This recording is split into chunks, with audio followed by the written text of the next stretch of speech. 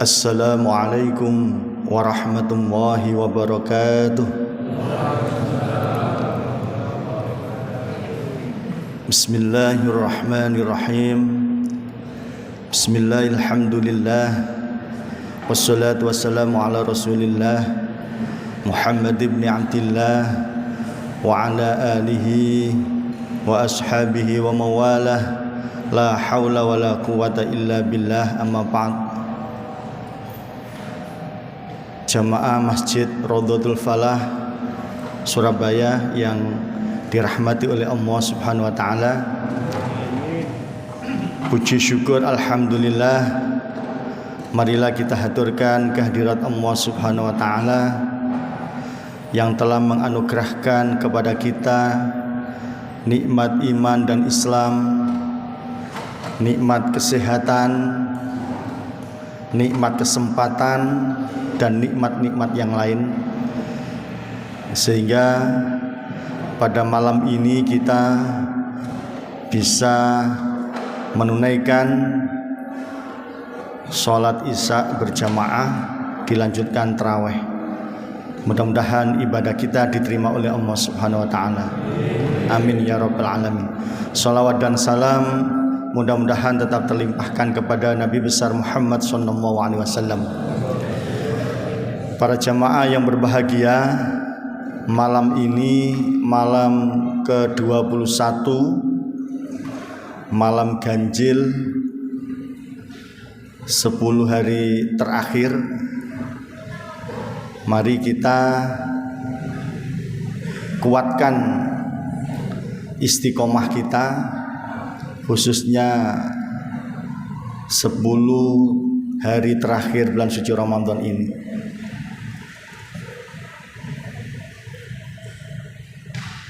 Puasa di bulan suci Ramadan ini adalah perjuangan spiritual, karena banyak hal yang harus kita kendalikan, tidak hanya terkait dengan makan dan minum dan hal-hal yang membatalkan puasa, tetapi juga terkait dengan pengendalian diri dalam berbagai aspek.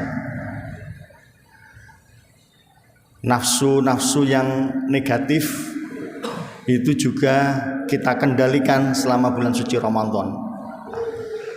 Makanya saya katakan sebagai perjuangan spiritual.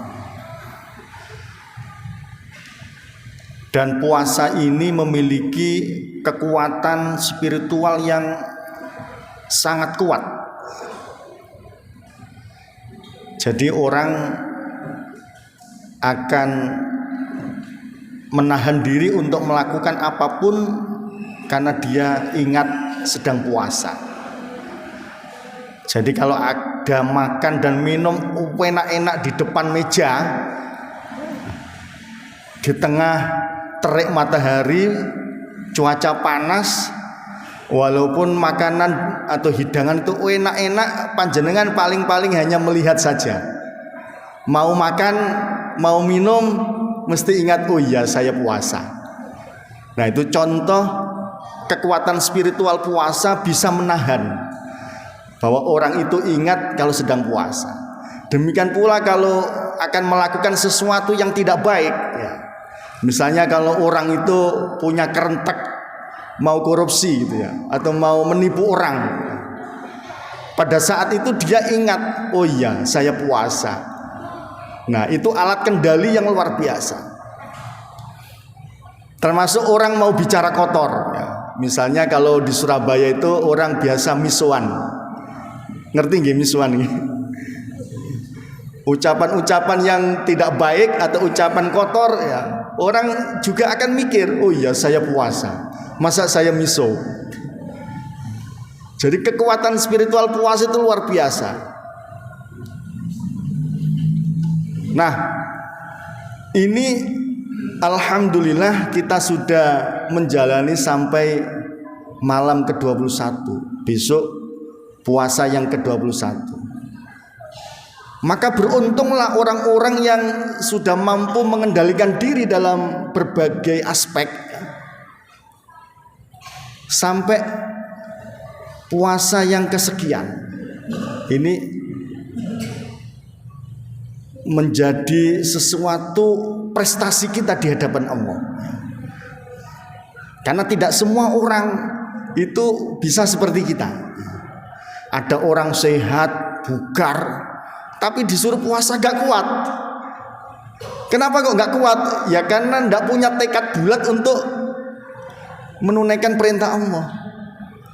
Sementara ada orang yang mohon maaf kelihatan krempieng gitu ya, fisiknya kurus tapi puasanya kuat. Nah orang-orang yang kelihatan badannya segar nggak kuat puasa. Nah, jadi niat atau tekad bulat menunaikan kewajiban karena perintah Allah itu juga menjadi power tersendiri. Jadi kalau tidak di bulan suci Ramadan, biasanya orang itu kalau jam 8, jam 9 itu udah terasa lapar. Tetapi karena puasa sudah diniati dari malam hari, kemudian ada sahurnya, walaupun hanya 1 biji kurma, tapi karena niatnya sudah puasa, ikhlas karena Allah, maka kuatlah sampai terbenamnya matahari, sampai maghrib. Nah ini kekuatan spiritual puasa yang luar biasa.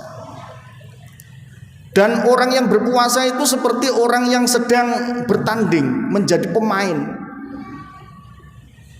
Pemain apa? Misalnya saya contohkan pemain sepak bola. Orang berpuasa itu kalau dijalani dengan ikhlas karena Allah, kemudian ibadah di dalam bulan suci Ramadan ini juga dilaksanakan seperti kita malam ini sholat tarawih, tadarus Al-Quran, sedekah dan lain-lain, maka puncak dari apa yang dilakukan itu adalah dia mendapatkan predikat menang. Mengapa? Karena dia menjadi pemain yang bagus.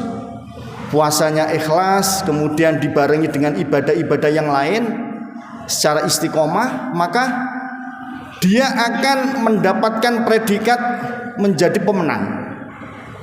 Nah, seperti orang main sepak bola itu, orang sudah mahir menggiring bola, kemudian punya skill ya, akhirnya bisa dia masukkan bola itu ke gawang, gol, maka dia dapat poin, dapat pahala. Itu ilustrasi atau gambaran orang yang berpuasa. Tetapi kalau orang hanya sebagai penonton, kira-kira dapat hadiah atau tidak? Nonton bola saja, itu kalau ada menang, yang dapat hadiah itu penontonnya atau pelakunya? Atau pemainnya? Pemainnya. Nah kita ini alhamdulillah semuanya menjadi pelaku puasa atau pemain sepak bola. Itu sebagai sebuah gambaran. Nah, di bulan suci Ramadan ini banyak umat Islam itu yang menjadi pemain, banyak juga yang menjadi penonton. Coba kalau panjenengan cek ya di tempat-tempat umum, apakah di stasiun, di bandara, atau di pasar, atau di jalan-jalan, bukan karena alasan musafir ya, ya karena memang dolannya atau mainnya setiap hari di stasiun, dolannya di terminal, kan banyak yang nggak puasa. Iya betul nggih? Betul. Di pasar gitu ya. Nah itu penonton.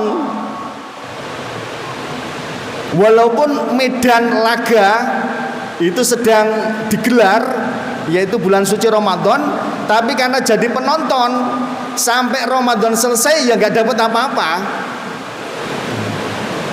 Tetapi kita medan atau laganya sudah digelar, Ramadan 1 bulan, kita terjun menjadi pemain, maka kalau Ramadan selesai maka kita dapat pahala. Itulah yang dijanjikan oleh Allah, kita semuanya akan dimasukkan ke dalam surga. Amin ya rabbal alamin.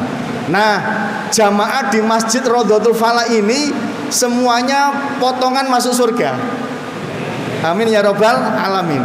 Dilihat dari wajah-wajahnya, ini berseri-seri dan semangat untuk ibadah luar biasa. Nah, kalau saya membayangkan kita yang saat ini ada di dalam Masjid Rodotul Falah Surabaya ini sedang antri masuk surga. Kita sudah pegang tiketnya. Apa tiketnya itu? Ya kita sudah berpuasa, kita sholat ya. Nanti yang meriksa tiket ya Ustadz Mahrus ini. Masuk. Nah ini pintu surganya udah. Nah ini sebagai satu kebahagiaan tersendiri. Kurang lebih gambarannya orang yang akan masuk surga itu ya seperti ini. Nyaman ya. Karena surga itu kan sebagai satu tempat yang sangat nyaman dan membuat kita itu betah. Tidak ada sedikit pun perasaan nggak kerasan, itu nggak ada.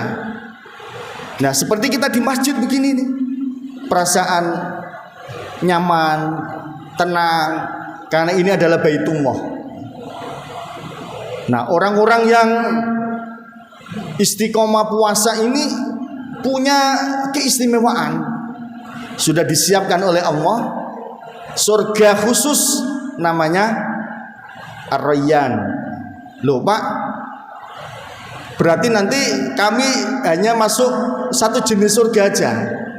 Ya enggak, jenengan karena juga ahli sholat, ahli baca Quran, ahli sedekah, atau ahli amal soleh yang lain, jenengan ya punya kunci surga semuanya.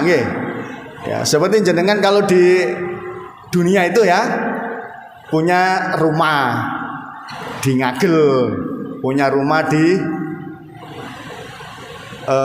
Ketintang, punya rumah di Wiyung dan seterusnya. Nah, jenengan tinggal keliling di surga nanti ya begitu, karena jenengan ahli ibadah dalam berbagai amalan yang berbeda-beda, dan setiap amal ibadah itu ada spesial surganya, maka jenengan ya punya spesial semuanya. Ya ibarat kalau panjenengan disiapkan hidangan prasmanan, jenengan pasti memiliki banyak pilihan. Saya yakin kalau jamaah Masjid Rodotul Falah Surabaya ini disiapkan hidangan prasmanan gitu, milihnya tidak hanya satu. Betul? Betul. Hidangan prasmanan itu enak-enak. Jenengan hobinya makan rawon, ada. Soto ada. Kikil ada. Tahu campur ada. Lain-lain ada. Minuman ya gitu, jus ada, es campur ada, semuanya ada. Nah orang nanti di surga itu ya begitu.